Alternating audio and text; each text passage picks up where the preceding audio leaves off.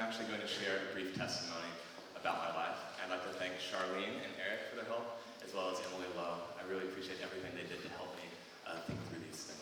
So,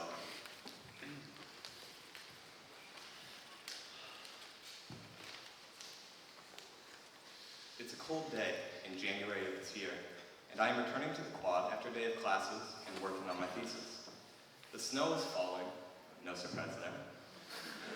And like I often do, I pass through Radcliffe Yard to gain a brief escape from the city and traffic. After a long day of work and facing plenty of writing that evening, I'm focused on mapping out the rest of my evening so I can work productively, steal a few hours of sleep, and get back to work in the morning. You know the drill. But as I exit Radcliffe Yard, I'm struck by something about the gently falling snow, the subtle breeze, and the sound of children laughing and playing in Cambridge Common as a car or two pass by. At this moment, I feel grateful to be at Harvard. Grateful for the opportunity to write a thesis, grateful for the chance to study government and economics, and to push myself inside and outside of the classroom. In short, I feel calm about the month ahead, even though much work remains to be done. Now, this may not seem particularly exceptional, feeling grateful to attend what many regard as the best university in the world. But what made this moment so memorable was not my thankfulness for attending Harvard. That had happened before. Rather, it was how long it had been since I had felt this feeling. It's interesting that this was the case during this past winter, because God has always been faithful to me, and so it doesn't make sense that I feel more thankful for Him and the blessings He has provided at certain times rather than others. But the times in which I've been the most thankful for Him have often been times of adversity, especially when grieving the loss of friends or close family members. There are several instances I could speak about tonight, including how God brought my family closer together when we lost my grandmother and then my father when I was young. But tonight, I'd like to speak about another topic, one that, although it may not be as serious, is something we can all relate to: the academic challenges of being at Harvard. A flashback to sophomore fall, December 2011. I'm nearly done with my third semester of college, but as finals period approaches, I feel as if the end of the semester is nowhere in sight. The reason? In 2 days, I'll begin my run of exams with Math 1B. Now, I like math, even if I'm not that good at it. And I've done a good job of keeping up with the material by doing the 3 problem sets each week. But when I go to study with my friend and prepare for the exam, I feel like I can't remember anything, whether we learned it 3 months ago or 3 days ago.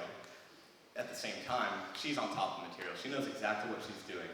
And as we keep studying, this pattern continues, and I just feel like I can't get it done at all. I don't even know any of the concepts. And so finally, I decide to call it quits and head back to my room. As I walk back, I cannot shake my anxiety. Stress about the exam turns into worrying about my GPA, my career, and my future. And by the time I get back to my room, I'm paralyzed with fear. But all of a sudden, something changed. In that moment, I came to truly realize the power of something that I'd already known. In that moment, without even thinking, I truly understood deeply, for the first time, that not only does God love me, but His love for me would not change, no matter how I did on my Math 1B final. I had known this fact in my head since giving my life to Christ, but this knowledge had not really entered my heart until now. I relished this moment, taking the time to clean my room, call my mom, and rest up for a day of studying the next day. Free from worry, as I knew that God's unchanging love for me was not going to be affected by anything that I would do. And knowing this, I was free to enjoy studying the next day as I prepared for the final and reconnected my love of learning, rather than studying for the sole purpose of success. Since God moved in my heart on this night and calmed me with His love, my life has not been the same. It hasn't been easy since that time, however, to know how amazing God's love is, and to truly feel it in my heart.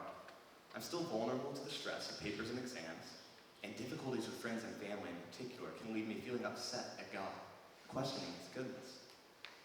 But just this Wednesday, I was reminded of God's faithfulness during a gathering to grieve the passing of my friend, Andy Sun, who passed away last weekend, as many of you know. This reminder came when one of the adult ministry fellows for Harvard College Faith in Action, the fellowship Andy and I were in, referenced an old hymn, "Come Thou Fount of Every Blessing." The second verse begins with a rather confusing lyric that talks of raising an Ebenezer, whatever that means, and how God has brought us to this point in our lives. As our ministry fellow noted, for many of us, the word Ebenezer triggers thoughts of, well, Ebenezer Scrooge. And so we wonder why this isn't a hymn. It's kind of a disconnect there. But we don't really think much about it. We just move on.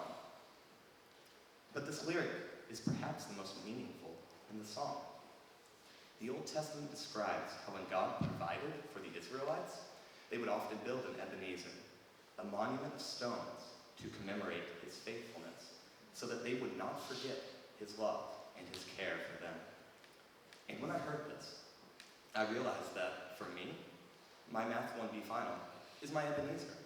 In my toughest times, I can recall the moment when, without a sound, without even thinking, I became so incredibly aware of God's love as he moved in my heart and reminded me of his faithfulness. Recalling this helps me to know that God is, and always will be, faithful, even when I struggle to be faithful to him. And when I sat down just this week to write this testimony, I struggled quite a bit. I felt that I had some good things to say, but what I struggled with was connecting it to my own life. But 3 days ago, it dawned upon me that it wasn't because I lacked examples of how God had worked in my life. Instead, I was afraid. Afraid to share, afraid to open up and to talk about myself and my own experiences, when it would be easier to speak more generally and hide behind an argument. But what I realized is this. Sometimes, we all need to be reminded of just how much God loves us, and that can often come through each other. When the Israelites raised an Ebenezer as they journeyed to the Promised Land, it wasn't just for one person, or even for just their community. It was for all the nations to see. In the same way, the Math 1B final is not just a reminder of God's faithfulness for me, but it can be, and I hope it is, an encouragement for all of us. And I can also benefit and learn from the Ebenezers of others. Sometimes I may be going through times of grief and deep despair and need another person to remind me of God's love. And at other times, perhaps I can be the one to provide that reminder for a friend. And just as we, as an a cappella group, can make music together in ways that we never could individually, so too can we draw nearer to God and love him more when we take the risk of being an active part of a community, caring for others when they need it, and leaning on others in our toughest times. This is the reason I share it tonight. And so our next song is called Awakening, and it is a mashup of 8 songs. It tells a story, beginning with Latin text from the Gospel of Matthew, in which Jesus says to his disciples, "Remain here and stay awake with me," before he goes to pray and is then betrayed and arrested. Each of the disciples fell asleep, though, and this song describes how we can relate to their weakness. But when we fall asleep, it is God who, in his faithfulness, wakes us up to his love and enables us to become who we were meant to be.